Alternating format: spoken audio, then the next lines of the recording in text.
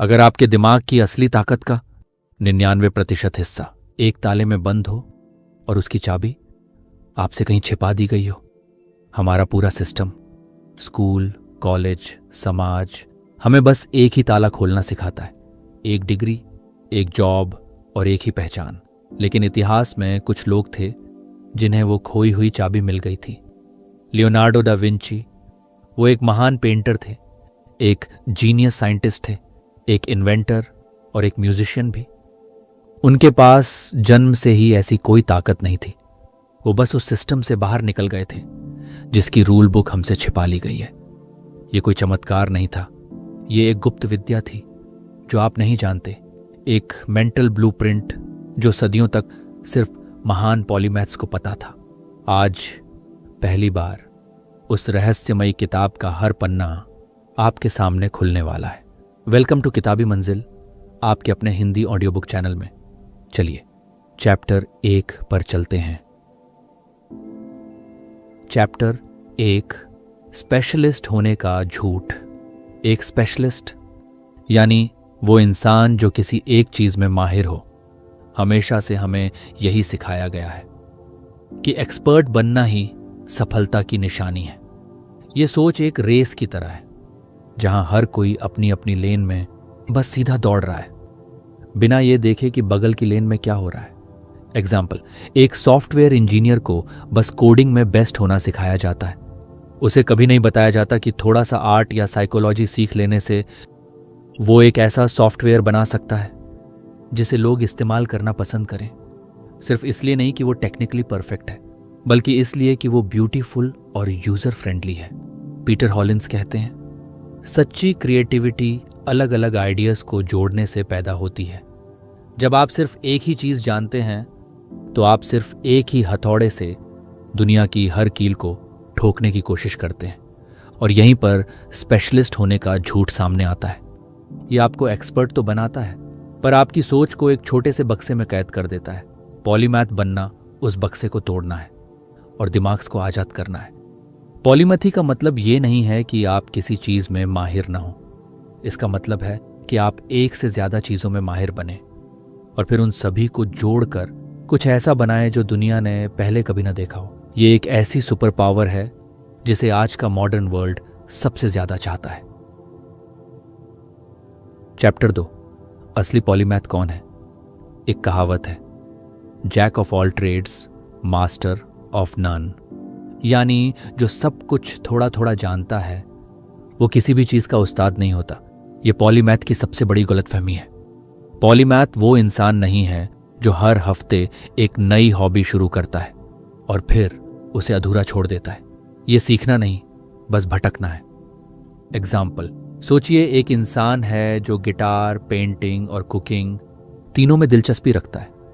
अगर वो तीनों को बस थोड़ा थोड़ा सीख कर छोड़ दे तो वो कुछ नहीं है, पर अगर वो म्यूजिक थ्योरी को इतनी गहराई से सीखे कि उसे पेंटिंग के कलर्स में हार्मनी दिखाई देने लगे और कुकिंग में मसालों का बैलेंस भी म्यूजिक जैसा लगने लगे, तो वो एक असली पॉलीथ है।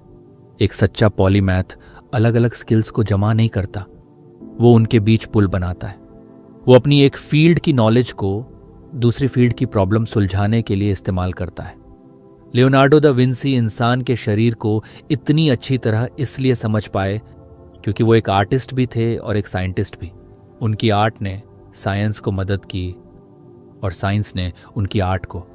यही असली पॉलीमैथ की पहचान है, इंटीग्रेशन यानी ज्ञान को जोड़ना। चैप्टर 3, टी शेप्ड इंसान बनिए।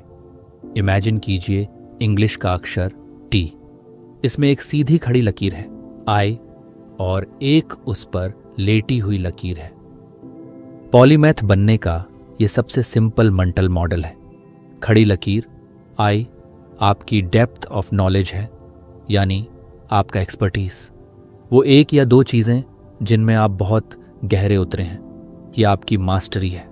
एग्जाम्पल, जैसे सचिन तेंदुलकर, उनकी खड़ी लकीर आई क्रिकेट है जिसमें उनकी मास्टरी दुनिया में सबसे गहरी थी, लेकिन उनकी लेटी हुई लकीर भी काफ़ी लंबी है। उन्हें बिजनेस, कुकिंग और म्यूज़िक में भी इंटरेस्ट है, जिससे वो सिर्फ एक क्रिकेटर नहीं, एक वेल राउंडेड इंसान बनते हैं। पीटर हॉलिंस कहते हैं कि ज्यादातर लोग सिर्फ आई बनकर रह जाते हैं। वो एक चीज में बहुत गहरे तो उतरते हैं, पर उनके पास ब्रॉड नॉलेज नहीं होती। लेटी हुई लकीर आपकी ब्रेड्थ ऑफ नॉलेज है, यानी बहुत सारी चीजों की थोड़ी थोड़ी समझ। पॉलीमैथ एक टी शेप्ड इंसान होता है।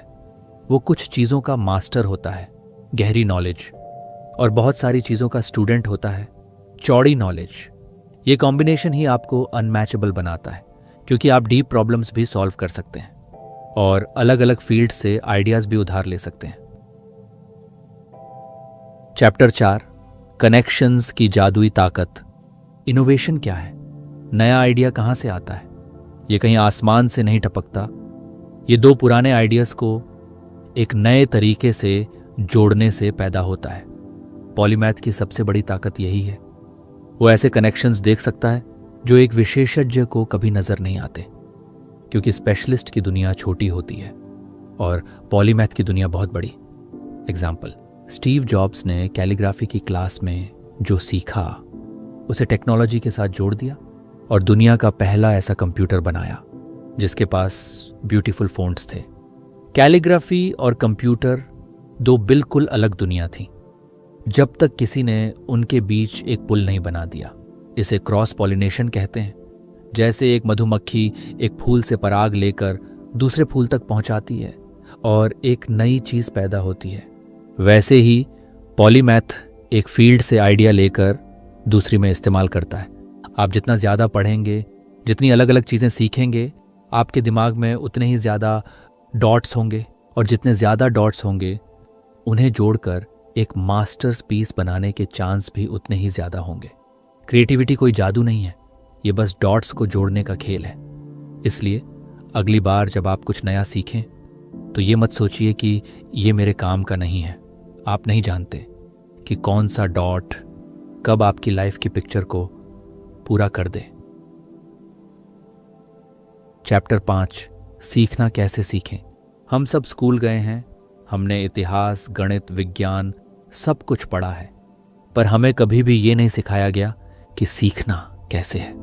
ये सबसे ज़रूरी स्किल है जिसे मेटा स्किल कहते हैं, the skill of learning other skills. Polymath बनने का ये पहला कदम है। अगर आप जल्दी और असरदार तरीके से सीखना जानते हैं तो आप कुछ भी सीख सकते हैं। एग्जाम्पल, एक लड़का जिसे कार चलाना सीखना है, अगर वो पहले दिन ही हाईवे पर चला जाएगा तो एक्सीडेंट होना पक्का है। उसे पहले समझना होगा कि क्लच, ब्रेक, गियर कैसे काम करते हैं। उसे लर्निंग के प्रोसेस को समझना होगा। एक बार वो प्रोसेस समझ गया तो वो कार, ट्रक, बाइक कुछ भी चलाना सीख सकता है। सीखने का एक तरीका है, किसी भी टॉपिक को रटने की कोशिश मत कीजिए, उसे समझने की कोशिश कीजिए। पीटर हॉलिंस कहते हैं कि हमें व्हाट से ज़्यादा वाई और हाउ पर ध्यान देना चाहिए। ये क्या है? ये रटना है। ये क्यों है और ये कैसे काम करता है? ये असली सीखना है। जब आप किसी चीज़ के फंडामेंटल प्रिंसिपल्स को समझ जाते हैं तो आपको हर छोटी डिटेल याद रखने की ज़रूरत नहीं पड़ती। आप लॉजिक का इस्तेमाल करके खुद ही आंसर्स तक पहुंच सकते हैं। ये स्लो लग सकता है, पर लॉन्ग टर्म में यही सबसे तेज तरीका है। चैप्टर 6, फर्स्ट प्रिंसिपल्स तक पहुंचना। इलॉन मस्क से जब पूछा गया कि वो रॉकेट साइंस कैसे सीख गए तो उन्होंने कहा, I think from first principles. First principle thinking किसी भी चीज़ को उसकी जड़ तक जाकर समझने का तरीका है। ये किसी भी आइडिया या प्रॉब्लम को उसकी सबसे बुनियादी सच्चाई तक तोड़ने जैसा है, जहां से उसे और नहीं तोड़ा जा सकता। जब आप ऐसा करते हैं तो आप दुनिया को बिल्कुल नए तरीके से देखते हैं। एग्जाम्पल, सोचिए, सब मानते थे कि कार बनाने के लिए बैटरी बहुत महंगी आती है। ये एक असम्पशन थी, बिलीफ था। इलन मस्क ने फर्स्ट प्रिंसिपल थिंकिंग का इस्तेमाल किया। उन्होंने पूछा, बैटरी बनती किस चीज़ से है? जवाब मिला, कोबाल्ट, निकेल, एल्यूमिनियम। उन्होंने पता लगाया कि इन धातुओं को बाजार से खरीदकर खुद की बैटरी बनाने का खर्च बनी बनाई बैटरी से 10 गुना कम था, और यहीं से टेस्ला की क्रांति शुरू हुई। फर्स्ट प्रिंसिपल थिंकिंग आपको झुंड की सोच से आज़ाद करती है। ये आपको ऐसा ही होता है वाली सोच से निकालकर ऐसा क्यों होता है वाली सोच पर लाती है। ये मुश्किल है, इसमें दिमागी मेहनत लगती है, क्योंकि आपको हर असम्पशन को चैलेंज करना पड़ता है।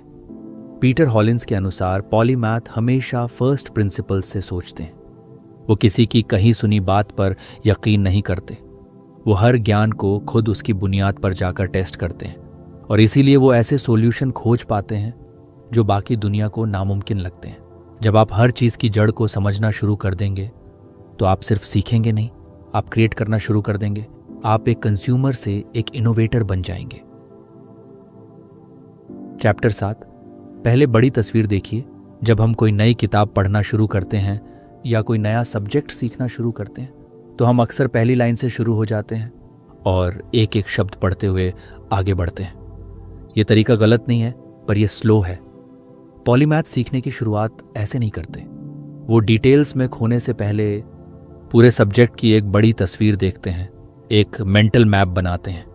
एग्जाम्पल, जब आप किसी अनजान शहर में घूमने जाते हैं तो आप सीधे किसी भी गली में चलना शुरू नहीं कर देते। आप पहले उस शहर का नक्शा देखते हैं। आप देखते हैं कि मुख्य आकर्षण कहाँ हैं, सड़कें कैसी हैं। एक बार आपके दिमाग में नक्शा बन गया तो घूमना आसान हो जाता है। किसी भी सब्जेक्ट को सीखने से पहले उसका एक मेंटल मैप बनाइए।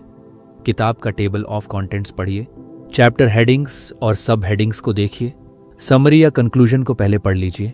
इससे आपको अंदाजा हो जाएगा कि ये सफ़र आपको कहाँ ले जाने वाला है। पीटर हॉलिंस इसे स्काफोल्डिंग कहते हैं। जैसे एक इमारत बनाने से पहले उसका ढांचा खड़ा किया जाता है, वैसे ही ज्ञान की इमारत बनाने से पहले एक ढांचा तैयार करना ज़रूरी है। एक बार ढांचा तैयार हो गया तो डिटेल्स भरना बहुत आसान हो जाता है। चैप्टर 8। चंकिंग की कला। हमारा दिमाग एक बार में बहुत सारी इंफॉर्मेशन प्रोसेस नहीं कर सकता। जब हम किसी बहुत बड़ी या मुश्किल चीज़ को सीखने की कोशिश करते हैं तो दिमाग ओवरलोड हो जाता है और हम हार मान लेते हैं। पॉलीमैथ्स इस प्रॉब्लम को चंकिंग से सॉल्व करते हैं। चंकिंग का मतलब है किसी बड़ी इंफॉर्मेशन को छोटे छोटे मैनेजेबल टुकड़ों, चंक्स में तोड़ना और फिर एक बार में सिर्फ एक टुकड़े पर फोकस करना। एग्जाम्पल, एक 10 डिजिट का मोबाइल नंबर याद करना मुश्किल है, 9,876,543,210, पर अगर आप इसे 3 चंक्स में तोड़ दें, 98,765, 43,210, तो ये आसान हो जाता है। आपका दिमाग 3 बड़े नंबर को नहीं बल्कि 3 छोटे चंक्स को याद रख रहा है। यही प्रिंसिपल हर तरह की लर्निंग पर लागू होता है। अगर आप पियानो सीखना चाहते हैं तो पूरा गाना एक साथ बजाने की कोशिश मत कीजिए। पहले गाने को छोटे छोटे म्यूजिकल फ्रेजेस में तोड़िए। एक फ्रेज को मास्टर कीजिए, फिर दूसरे पर जाइए और फिर धीरे धीरे उन चंक्स को जोड़ दीजिए। चंकिंग आपको ओवरवेल्म्ड होने से बचाता है। ये मुश्किल चीज़ों को आसान महसूस कराता है। ये आपको एक क्लियर रास्ता दिखाता है कि आपको अगला कदम कहाँ रखना है। हर चंक को मास्टर करने पर आपको एक छोटी सी जीत मिलती है जो आपको आगे बढ़ने के लिए मोटिवेट करती है। पीटर हॉलिंस कहते हैं कि पॉलीमैथ बड़े गोल से डरते नहीं हैं, क्योंकि वो जानते हैं कि किसी भी बड़े पहाड़ पर एक एक कदम चढ़कर ही पहुंचा जा सकता है। वो गोल को नहीं देखते, वो बस अपने अगले कदम पर फोकस करते हैं, अपने अगले चंक पर। चैप्टर 9। सीखने का 80/20 नियम, द परेटो प्रिंसिपल, यानी 80/20 का नियम। ये कहता है कि ज़्यादातर सिचुएशंस में हमारे 80% नतीजे हमारे 20% कामों से आते हैं। ये नियम लर्निंग पर भी लागू होता है। किसी भी सब्जेक्ट का 80% हिस्सा उसके 20% कोर कॉन्सेप्ट्स को समझने से आ जाता है। पॉलीमैथ्स इस बात को जानते हैं और वो अपना ज़्यादातर टाइम और एनर्जी उसी 20% पर लगाते हैं। एग्जाम्पल, इंग्लिश बोलना सीखने के लिए आपको इंग्लिश की पूरी डिक्शनरी याद करने की ज़रूरत नहीं है। सिर्फ 1000 से 2000 सबसे कॉमन वर्ड्स सीख कर और कुछ बेसिक ग्रामर रूल्स समझ कर आप 80% से ज़्यादा डेली कॉन्वर्सेशंस को समझ और बोल सकते हैं। बाकी के लाखों शब्द उस 80% में आते हैं जो बहुत कम इस्तेमाल होते हैं। एक विशेषज्ञ हर चीज़ को 100% गहराई से जानना चाहता है, लेकिन एक पॉलीमैथ जो बहुत सारी चीज़ें सीखना चाहता है, उसके लिए ये स्मार्ट तरीका नहीं है। उसे ये पहचानना होता है कि वो कौन से 20% आइडियाज़ हैं जो मुझे 80% अंडरस्टैंडिंग दे देंगे। किसी भी नई फील्ड में घुसने से पहले थोड़ा रिसर्च कीजिए, एक्सपर्ट्स से पूछिए। अगर मुझे इस सब्जेक्ट में सिर्फ 3 से 4 सबसे ज़रूरी किताबें पढ़नी हो तो वो कौन सी होंगी? उन कोर कॉन्सेप्ट्स को ढूंढिए जिन पर पूरी फील्ड टिकी हुई है। ये स्मार्ट लर्निंग है, हार्ड लर्निंग नहीं। चैप्टर 10, फेनमैन तकनीक। रिचर्ड फेनमैन एक नोबेल प्राइज विजेता भौतिक विज्ञानी थे और उन्हें द ग्रेट एक्सप्लेनर कहा जाता था क्योंकि वो बहुत मुश्किल साइंटिफिक आइडियाज़ को भी इतनी आसानी से समझा सकते थे जैसे वो कोई कहानी सुना रहे हो। उनकी इसी आदत से एक लर्निंग टेक्निक का जन्म हुआ जिसे द फेनमैन टेक्निक कहते हैं। ये टेक्निक कहती है, अगर आप किसी चीज़ को सच में समझना चाहते हैं तो उसे किसी ऐसे इंसान को समझाने की कोशिश कीजिए जिसे वो बिल्कुल नहीं आती।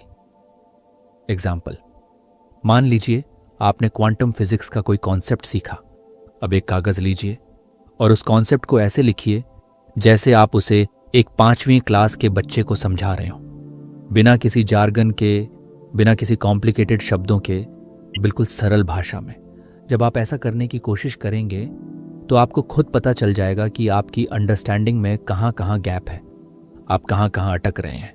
जिन जगहों पर आप अटकें, वापस किताब पर जाइए और उसे दोबारा सीखिए, फिर से समझाने की कोशिश कीजिए। ये प्रोसेस तब तक दोहराइए जब तक आप उस कॉन्सेप्ट को पानी की तरह आसान न बना दें। पीटर हॉलिन्स बताते हैं कि ये टेक्निक एक्टिव लर्निंग का सबसे बेस्ट तरीका है। ये आपको इंफॉर्मेशन का पैसिव कंज्यूमर बनने से रोकती है और आपको नॉलेज का एक्टिव यूजर बनाती है। जब आप किसी चीज को सिखा सकते हैं तभी आप उसे सच में सीखे हैं। चैप्टर 11, इंटरलेविंग से सीखिए। सोचिए आप एग्जाम की तैयारी कर रहे हैं। आपके पास 2 विकल्प हैं। ऑप्शन 1, आप 4 घंटे लगातार सिर्फ मैथ पढ़ते हैं। ऑप्शन 2, आप 1 घंटा मैथ, 1 घंटा साइंस, 1 घंटा हिस्ट्री और 1 घंटा फिर से मैथ पढ़ते हैं। कौन सा तरीका बेहतर है? हमारा कॉमन सेंस कहता है विकल्प 1। एक चीज पर फोकस करो, उसे खत्म करो, फिर दूसरी उठाओ। लेकिन साइंस कहती है ऑप्शन 2। इस तरीके को इंटरलेविंग कहते हैं, यानी अलग अलग सब्जेक्ट्स को मिक्स करके पढ़ना। एग्जाम्पल, एक क्रिकेटर अगर प्रैक्टिस में 100 बार सिर्फ फास्ट बॉल खेलेगा तो वो फास्ट बॉल का एक्सपर्ट तो बन जाएगा, पर जब मैच में अचानक स्पिन बॉल आएगी तो वो आउट हो जाएगा। बेहतर प्रैक्टिस ये है कि वो फास्ट, स्पिन, स्लो, हर तरह की बॉल को मिक्स करके खेले ताकि उसका दिमाग हर सिचुएशन के लिए तैयार रहे। जब आप एक ही चीज़ को लगातार पढ़ते हैं तो आपका दिमाग ऑटो पायलट पर चला जाता है, लेकिन जब आप सब्जेक्ट्स को स्विच करते हैं तो आप अपने दिमाग को बार बार चैलेंज करते हैं, उसे कॉन्सेप्ट्स को रिकॉल करने और उनके बीच कनेक्शन बनाने पर मजबूर करते हैं। इंटरलीविंग शुरू में मुश्किल और स्लो लग सकता है। आपको लगेगा कि आप कुछ भी ठीक से नहीं सीख पा रहे, लेकिन लॉन्ग टर्म में ये ज़्यादा इफेक्टिव है। ये आपकी प्रॉब्लम सॉल्विंग स्किल्स को बढ़ाता है और आपको सिखाता है कि किस सिचुएशन में कौन सा कॉन्सेप्ट अप्लाई करना है। पॉलीमैथ्स का दिमाग ऐसे ही काम करता है, फ्लेक्सिबल और कनेक्टेड। चैप्टर 12, बिगिनर होने की खुशी।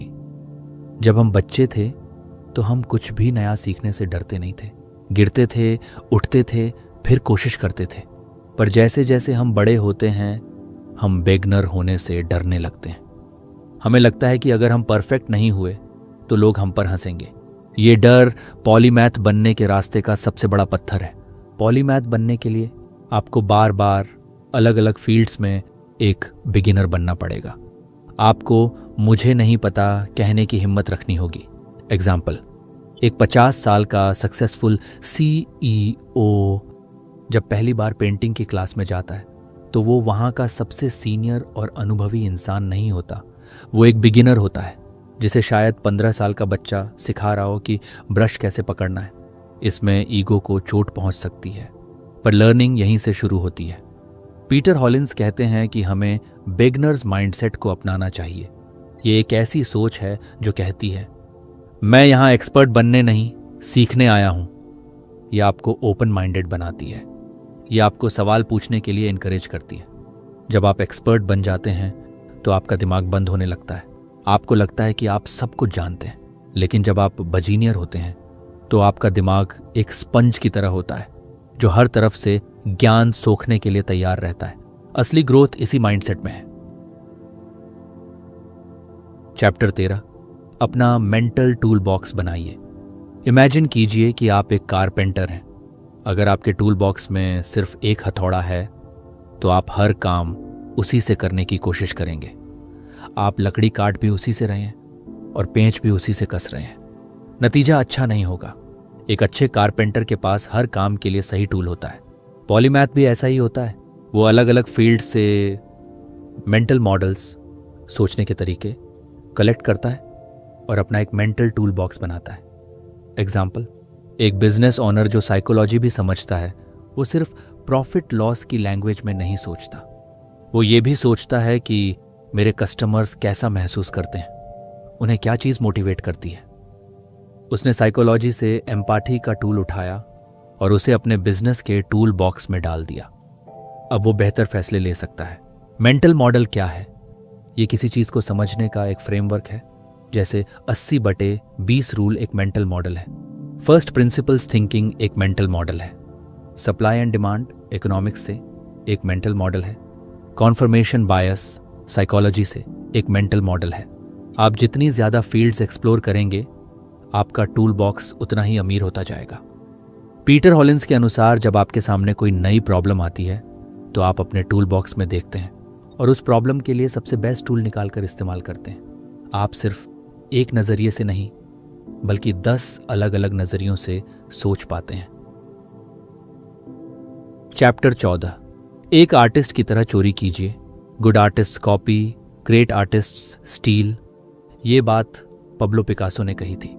इसका मतलब ये नहीं है कि आप दूसरों का काम हूबहू नकल कर लें। चोरी करने का मतलब है आप किसी आइडिया से इतने इंस्पायर हों कि आप उसे अपना बना लें, उसमें अपनी आवाज़, अपनी सोच मिला दें और उसे एक नया रूप दे दें। पॉलीमैथ्स भी ग्रेट आर्टिस्ट्स की तरह होते हैं। वो अलग अलग जीनियस लोगों के आइडियाज़ को चोरी करते हैं और उन्हें मिलाकर कुछ नया बनाते हैं। वो हर चीज़ को स्क्रैच से शुरू नहीं करते। वो उन लोगों के काम पर अपना काम खड़ा करते हैं जो उनसे पहले आ चुके हैं। एग्जाम्पल, एक यूट्यूबर जो व्लॉगिंग करना चाहता है, वो कैसी नई स्टैट की स्टोरी टेलिंग से इंस्पायर हो सकता है। मिस्टर बीस्ट की एडिटिंग स्टाइल से कुछ सीख सकता है और किसी और क्रिएटर के वीडियो मेकिंग प्रोसेस को स्टडी कर सकता है। वो इन सब एलिमेंट्स को चोरी करता है, पर जब वो उन्हें अपने यूनिक पर्सनैलिटी के साथ मिलाता है तो एक बिल्कुल नई और ओरिजिनल स्टाइल जन्म लेती है। किसी भी फील्ड में उन टॉप 5 से 10 लोगों को पहचानिए जो बेस्ट हैं। स्टडी कीजिए कि वो क्या करते हैं और कैसे करते हैं। उनके प्रोसेस को रिवर्स इंजीनियर कीजिए। उनके काम से प्रिंसिपल्स निकालिए और फिर उन प्रिंसिपल्स को अपने तरीके से अप्लाई कीजिए। ये नकल नहीं है, ये सीखना है। ज्ञान हमेशा एक से दूसरे तक ऐसे ही पहुंचता है। आप अकेले सब कुछ नहीं खोज सकते। आपको दूसरों के कंधों पर खड़ा होना पड़ेगा ताकि आप उनसे ज्यादा दूर तक देख सकें। चैप्टर 15, स्पैज्ड रिपीटिशन से कभी मत भूलिए। सोचिए, आपने आज कुछ नया सीखा। एक हफ्ते बाद आपको उसका 70% हिस्सा याद नहीं रहेगा। 1 महीने बाद शायद 90% हिस्सा आप भूल चुके होंगे। इसे फॉरगेटिंग कर्व कहते हैं। हमारा दिमाग इंफॉर्मेशन को भूलने के लिए ही बना है। तो फिर हम जरूरी चीजों को हमेशा के लिए याद कैसे रखें? इसका जवाब है स्पेस्ड रिपीटिशन, यानी सीखी हुई चीज को बढ़ते हुए टाइम इंटरवल्स पर रिवाइज करना। एग्जाम्पल, मान लीजिए आपने आज एक नया इंग्लिश वर्ड सीखा। स्पेस्ड रिपीटिशन कहता है कि इसे कल रिवाइज कीजिए, फिर 3 दिन बाद रिवाइज कीजिए, फिर 7 दिन बाद, फिर 16 दिन बाद और ऐसे ही आगे। हर बार रिवीजन के बीच का गैप बढ़ता जाएगा। ये टेक्निक आपके दिमाग को सिग्नल देती है कि ये इन्फॉर्मेशन ज़रूरी है, इसे लॉन्ग टर्म मेमोरी में सेव कर लो। ये क्रैमिंग, रट्टा मारने का बिल्कुल उल्टा है। एग्जाम से एक रात पहले सब कुछ रट लेना शॉर्ट टर्म में काम करता है, पर एग्जाम के अगले दिन आप सब कुछ भूल जाते हैं। स्पेस्ड रिपीटिशन पॉलीमैथ का सीक्रेट वेपन है, क्योंकि वो इतनी सारी चीज़ें सीखते हैं कि अगर वो पुरानी चीज़ों को भूलते जाए तो कभी भी नॉलेज बिल्ड नहीं कर पाएंगे। इस टेक्निक के लिए आप एनकी जैसे डिजिटल फ्लैश कार्ड ऐप्स का इस्तेमाल कर सकते हैं। ये तरीका बोरिंग लग सकता है पर यह काम करता है, ये साइंटिफिकली प्रूव्ड है। थोड़ी सी डिसिप्लिन से आप अपने दिमाग को एक सुपर कंप्यूटर बना सकते हैं जो सीखी हुई कोई भी ज़रूरी बात कभी नहीं भूलता। चैप्टर 16 डिलिबरेट प्रैक्टिस का मतलब। आपने 10,000 घंटे का नियम के बारे में सुना होगा कि किसी भी चीज़ का एक्सपर्ट बनने के लिए उसमें 10,000 घंटे लगाने पड़ते हैं। ये बात आधी सच है। सिर्फ घंटे लगाने से कुछ नहीं होता, ये इस पर डिपेंड करता है कि आप उन घंटों में करते क्या हैं।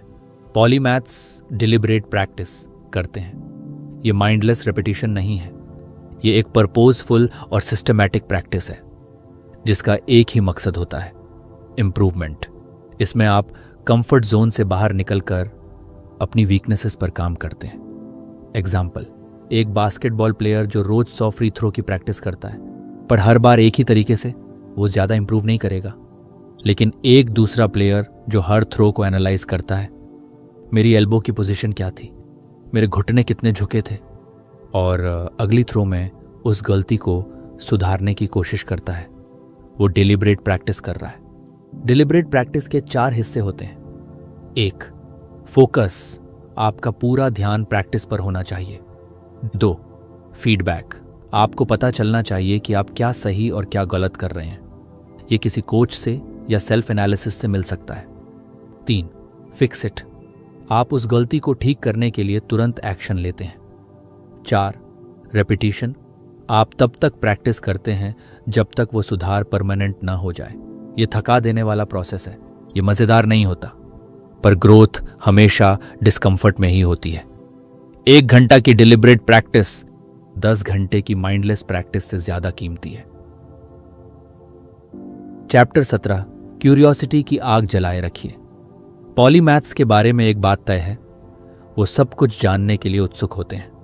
उनके अंदर एक बच्चे जैसी जिज्ञासा होती है जो कभी नहीं मरती। वो दुनिया को हमेशा ऐसे देखते हैं जैसे वो इसे पहली बार देख रहे हो। क्यूरियोसिटी वो इंजन है जो पॉलीमैथ की लर्निंग की गाड़ी को चलाता है। अगर आपके अंदर क्यूरियोसिटी नहीं है तो आप कभी भी कंफर्ट जोन से बाहर निकलकर कुछ नया सीखने की तकलीफ नहीं उठाएंगे। तो सवाल ये है कि क्यूरियोसिटी को जिंदा कैसे रखा जाए। एग्जाम्पल, अगर आपका दोस्त आपको क्वांटम फिजिक्स के बारे में कुछ बताता है तो ये सोचने के बजाय कि ये तो बहुत बोरिंग है, एक सिंपल सवाल पूछिए, ये काम कैसे करता है, या इसका हमारी डेली लाइफ पर क्या असर होता है। एक छोटा सा सवाल आपके दिमाग में एक बड़ी सी दुनिया का दरवाज़ा खोल सकता है। पीटर होलिंस कहते हैं कि क्यूरियोसिटी एक मसल की तरह है, आप इसे जितना इस्तेमाल करेंगे ये उतनी ही स्ट्रांग होगी। अपने असम्पशन को चैलेंज कीजिए। मान लीजिए जो मैं सोचता हूं वो गलत है, तो सच क्या हो सकता है। हमेशा क्यों पूछिए। बच्चे दिन में सैकड़ों बार क्यों पूछते हैं, इसलिए वो इतनी तेजी से सीखते हैं। अपने इंफॉर्मेशन डाइट को डाइवर्सिफाई कीजिए। अगर आप सिर्फ बिजनेस की किताबें पढ़ते हैं तो एक साइंस फिक्शन का नॉवेल उठाइए। अगर आप सिर्फ एक्शन मूवीज देखते हैं तो एक डॉक्यूमेंट्री देखिए। अपने दिमाग को नए और अनएक्सपेक्टेड आइडियाज से फीड कीजिए और क्यूरियोसिटी की आग कभी नहीं बुझेगी। चैप्टर 18 बेस्ट न होने के डर पर जीत। विशेषज्ञ बनने का एक फायदा है, आप अपनी छोटी सी दुनिया के राजा होते हैं, आप द बेस्ट होते हैं। लेकिन जब आप एक पॉलीमैथ बनने के सफर पर निकलते हैं तो आपको यह सिक्योरिटी छोड़नी पड़ती है। आप अक्सर ऐसी सिचुएशन में होंगे जहां आप रूम में सबसे स्मार्ट इंसान नहीं होंगे। ये डरावना हो सकता है, हमारा ईगो हमें रोकता है। क्या सोचेंगे लोग अगर मैं अच्छा परफॉर्म नहीं कर पाया तो। ये डर, बेस्ट ना होने का डर, बहुत से लोगों को नई चीजें ट्राई करने से रोक देता है। एग्जाम्पल, एक ब्रिलियंट लॉयर जो अपनी फील्ड में टॉप पर है, वो पब्लिक स्पीकिंग का कोर्स ज्वाइन करने से डरता है। इसलिए नहीं कि वो सीख नहीं सकता, बल्कि इसलिए कि उसे डर है कि वो वहां एक बेगिनीर जैसा लगेगा, वो गलतियां करेगा और उसकी एक्सपर्ट वाली इमेज टूट जाएगी। पॉलीमैथ बनने के लिए आपको इस डर से जीतना होगा। आपको यह एक्सेप्ट करना होगा कि लर्निंग के प्रोसेस में गलतियां करना और बेवकूफ़ दिखना बिल्कुल नॉर्मल है। यह ग्रोथ का हिस्सा है। पीटर हॉलिन्स हमें याद दिलाते हैं कि आपका मकसद हर चीज में दुनिया का बेस्ट बनना नहीं है। आपका मकसद है स्किल स्टैकिंग, यानी अलग अलग स्किल्स को इस तरह से कंबाइन करना कि आपका कॉम्बिनेशन यूनिक और वैल्यूएबल बन जाए। आप शायद बेस्ट प्रोग्रामर ना हो और न ही बेस्ट पब्लिक स्पीकर, पर अगर आप एक अच्छे प्रोग्रामर हैं जो अपनी बात को पावरफुली प्रेजेंट कर सकता है, तो आप उन 99% प्रोग्रामर्स से आगे हैं जो ऐसा नहीं कर सकते। चैप्टर 19, आपका पॉलीमैथ प्रोजेक्ट। अब तक हमने पॉलीमैथ की सोच और तरीकों को समझा, पर नॉलेज बिना एक्शन के बेकार है। अब समय है अपना खुद का पॉलीमैथ प्रोजेक्ट शुरू करने का। एक ऐसा प्रोजेक्ट जहां आप थ्योरी को प्रैक्टिस में बदलेंगे। इसे बहुत बड़ा या कॉम्प्लिकेटेड होने की जरूरत नहीं है, मकसद है शुरुआत करना। कोई ऐसी 2 से 3 स्किल्स चुनिए जो आपको हंग थू देती हों और जो एक दूसरे से थोड़ी अलग हों। एग्जाम्पल, मान लीजिए आप चुनते हैं डिजिटल मार्केटिंग, एक प्रैक्टिकल स्किल, साइकोलॉजी, इंसानी बर्ताव को समझने के लिए, क्रिएटिव राइटिंग, अपनी बात को बेहतर तरीके से कहने के लिए। यह आपका पॉलीमैथ करिकुलम है। अब अगले 3 से 6 महीनों के लिए इन तीनों को एक साथ सीखना शुरू कीजिए। इंटरलिविंग का इस्तेमाल कीजिए। हर स्किल के लिए हफ्ते में कुछ घंटे डेडिकेट कीजिए। आप देखेंगे कि ये स्किल्स एक दूसरे से बात करना शुरू कर देंगी। आप साइकोलॉजी के प्रिंसिपल्स को अपनी राइटिंग में इस्तेमाल करेंगे ताकि आप ज़्यादा परसुएसिव कहानियाँ लिख सकें। आप राइटिंग की स्किल को डिजिटल मार्केटिंग में इस्तेमाल करेंगे ताकि आप बेहतर एड्स और सोशल मीडिया पोस्ट्स बना सकें। यही क्रॉस पॉलिनेशन इन एक्शन है।